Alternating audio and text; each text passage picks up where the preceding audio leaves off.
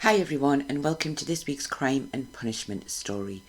Before we begin, can I just say, if you enjoy this story, please do give it a thumbs up, and if you haven't already done so, then please do consider subscribing to the channel if you would like to hear more stories like this one, or stories about the history of the Northeast.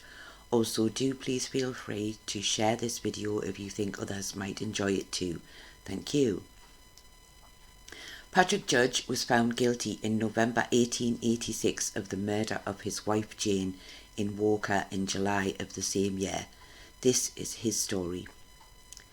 Patrick was born in around 1835 in Ireland to parents Michael and Catherine.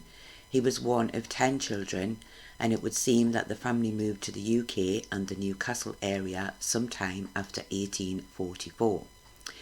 Patrick didn't remain in Newcastle, as it was said he had also lived in the Shotley Bridge area, where it was stated that when he was younger he was kicked in the head by a horse and ended up with a fractured skull.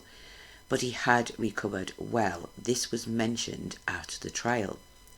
It is also suggested that he had previously married a lady named Mary in around 1854. However, I have not been able to find any details about this, so cannot confirm if this is true or not. If he was indeed married before, it is unclear what happened to his first wife. But in around 1875, he married Jane, surname possibly Quinn, who it was said he had met whilst lodging with her family, and he had married her after her husband had died. Patrick had several jobs in his lifetime. He is listed as a puddler in 1871, and in 1881 he is listed as a labourer. He had later worked on the new Biker Bridge, and it is here that he had an accident which resulted in the loss of one of his legs. Biker Road Bridge was built in around 1878. Due to this accident, he was no longer able to do labouring work, and it was because of this that he set up a shop in Church Street in Walker, mostly selling fish, but also some grocery items. Patrick was described at the time of his trial as a fish hawker, and a fish hawker is simply someone who went door to door selling fish, usually with the use of a horse or at least a cart to transport their goods. They would usually work in their own local area, but sometimes would travel a little further afield, and no doubt if you have sold good produce you would have a regular customer base, and fish hawkers often also had their own shop. And I know that it does say in the 1881 census that Patrick was a labourer. This may just be quite simply that they hadn't set the shop up at that point in time, and he was still listing himself as a labourer. Patrick had also spent time in the army, but does not seem to have risen above the rank of private. Jane, the victim and wife of Patrick, was born in around 1842. It is suggested that she was also born in Ireland, but there are very few details about her earlier life. It was said by her daughter that she had been married twice previous to marrying Patrick Judge, and she had 2 known children, both girls, but possibly also had 2 boys. The children are all using the surname of Judge in 1881 after the marriage, but I do not believe that any are Patrick's own biological children. Patrick and Jane did not lead a happy married life. They were living in the Church Street area of Walker and both worked in the shop, but it would seem they had many issues, and Patrick had allegedly threatened his wife before. This would usually be after he had been drinking, and it was said that even small amounts of drink would affect him, and would affect him really badly, and that without drink he was a very amiable man. Jane had finally moved out of the family home just a few weeks before the crime took place. It seems she had moved out after an argument which had taken place sometime in late May of the same year in a public house, where Jane had gone looking for her husband, who was out drinking at the time, and he had been annoyed that she had humiliated him, as he saw it, in front of his friends. It caused a big argument which seemed to rumble on until Jane could take no more and left. Jane had then set up home in the same street, and it seems that after leaving her husband, she decided that she too would set up in the same business in the same area as her husband. Now, I don't think it takes much imagination to know that Patrick would be none too happy about this, especially if he saw his wife as stealing his customers, and it would seem that the couple had several arguments about this. Jane, however, viewed this as nothing more than her making a living in the one way that she knew how to. They had also argued about the furniture from their joint home, for which the police had been called to keep the peace, and it would seem that Patrick had threatened Jane on numerous occasions since she had left the family home. The Monday before the crime was committed, Jane had gone to the police station to ask what could be done about her husband's behaviour, even saying that he had said he would shoot her. Sergeant Walker had told her to take out a warrant about his behaviour, but it seems that she did not do this. The arguments came to a sad ending the Friday of the same week when Patrick went to Jane's shop, and even though one of her young daughters was present, he aimed a revolver at Jane and fired. Jane had tried to protect herself, but it was no use. Patrick fired a second shot. The daughter had ran out of the shop to look for some help, but she did indeed hear both shots fired and also witnessed the first. Patrick then left the shop and headed to another nearby shop on Church Street, where he placed the revolver on the counter and said, "I will give you that." In reply to the shop owner and Mr. Maron's questions, he said that he had shot his wife and was on his way to the police station to give himself up. However, it would seem that a boy, said to be a son of Patrick's but who was most likely his stepson, had already gone to the police station to report what had happened, and P.C. Tate was heading towards Church Street when he met Patrick, who immediately told him what he had done and was then taken to the police station.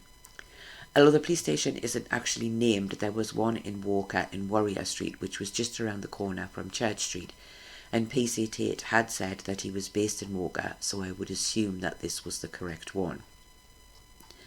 P.C. Tate then went to the scene of the crime, where he found Jane Judge in a pool of blood. It was clear that she was already dead. Also there was Dr. Barker, Dr. Hurst, and two of the neighbours, Margaret Welsh and Sarah Hutchinson, who had been the first to arrive after hearing the shots fired.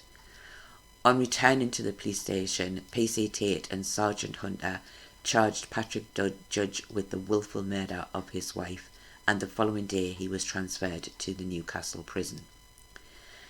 The inquest was held at the Stack Hotel in Walker. I will not include too many details as they will mostly be covered at the trial. However, Dr. Hurst said that Jane had died from gunshot wounds to the head and neck. Either wounds, he said, could have caused her death.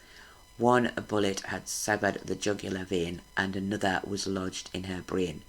The jury at the inquest very quickly returned a verdict of willful murder, and Patrick was committed for trial and sent back to Newcastle prison. The trial took place in late October at the Moot Hall in Newcastle under Justice Hawkins.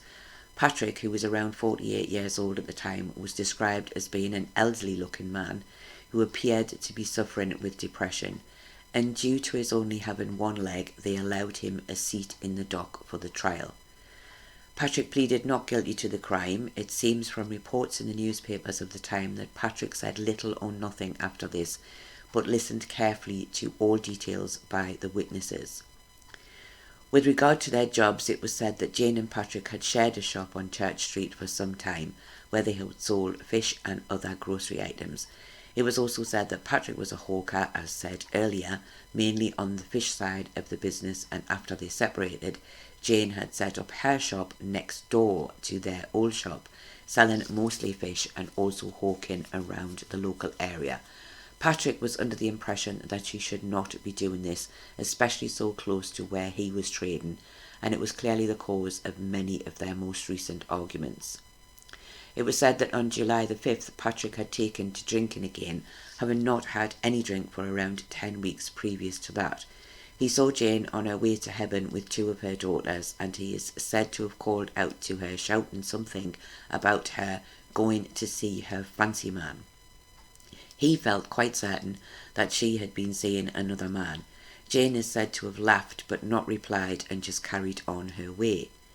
It was then said that on July the 7th, Patrick had gone to the shop of Mr. Marks at the side in Newcastle, where he bought a 5-chambered revolver for 14 shillings. He then went to the shop of a Mr. Pape, also in Newcastle, where he bought ammunition for the revolver. Maggie Cable, the assistant at Mr. Marks' shop, confirmed it was indeed Patrick who bought the revolver, and that it was also indeed the one produced at the trial, and that he had told her he planned to send it to a friend in America. Jane's daughter, who was 13 years old at the time, stated that on July the 9th, the day of the shooting, Patrick had gone to her mother's shop looking for her.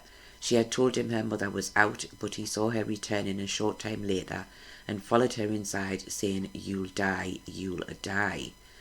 She then said that her mother had tried to hide behind a broken window shutter, but that she, Jane's daughter, had seen Patrick put his hand behind the shutter and fire the revolver at her mother. She then ran out into the street to get help, hearing a second shot fired as she was leaving. Mrs. Margaret Welsh, which is sometimes stated as being Walsh, was a neighbour in Church Street who lived very close to the shop. Having heard the shots fired, she claimed to have entered the shop and found Jane on the floor. She tried to lift her head and spoke her name, but she quickly realised that she was dead and called out for someone to come and help her. And it was Mrs. Sarah Hutchinson, also of Church Street, who was next to arrive. Mrs. Hutchinson claims to have found a ball of lead in the folds of Jane's dress, which she removed for safekeeping. This was later given to the doctor and confirmed as part of a bullet from the revolver.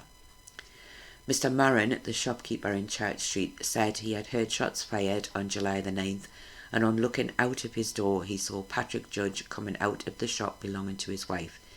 He then entered his own, Mr. Marin's shop, where he placed the revolver on the counter and told him that he had shot his wife and planned to hand himself in, which is completely confirming what Patrick had said to the police officer earlier.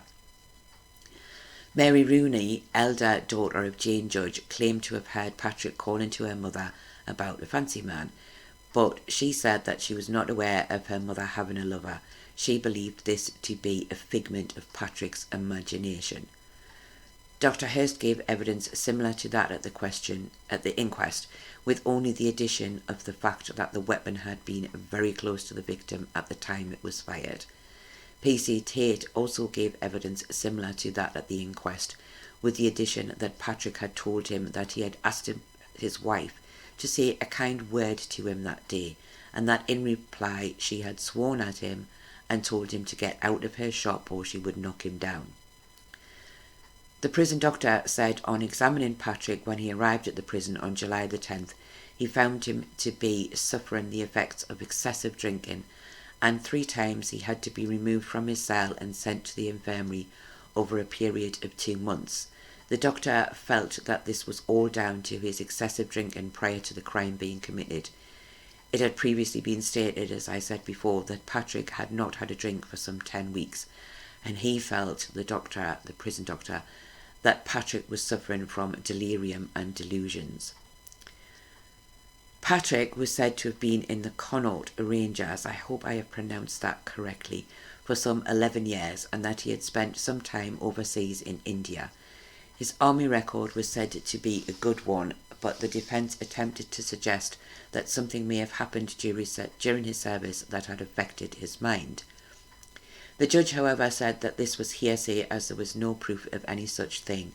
The only mention of any incidents whilst in the army had been a case of sunstroke, and it was suggested by the defence that this had been the cause of Patrick being unable to tolerate any alcohol without it completely changing his personality and behaviour. The defence also attempted to suggest that the delusions suggested by the prison doctor were the main reason why Patrick had ended up shooting and killing his wife. It was claimed that he had not known what he was doing at the time, and the defence also asked why, when he had bought the gun at an earlier date, did he not carry out the shooting then, rather than waiting 2 more days.